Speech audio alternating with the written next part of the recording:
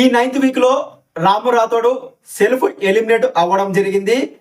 నాగార్జున గారు ఎంత చెప్పినా వినలేదు, హౌస్ మేట్స్ ఎంత చెప్పినా కూడా వినలేదు.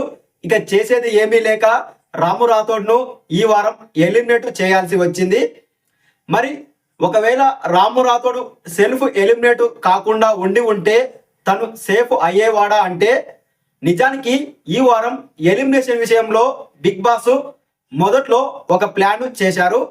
ఆ ప్లాన్ ఏంటంటే ఈ వారం డబుల్ ఎలిమినేషన్ చేద్దాము, ఆ డబుల్ ఎలిమినేషన్లో రాము రాథోడ్ను శ్రీనివాస సాయిని ఈ ఇద్దరిని ఎలిమినేట్ చేద్దాము అనుకున్నారు. కానీ నెక్స్ట్ వీక్ నుండి చాలా ఎక్కువగా ఫిజికల్ టాస్కులు ఉన్నాయంట.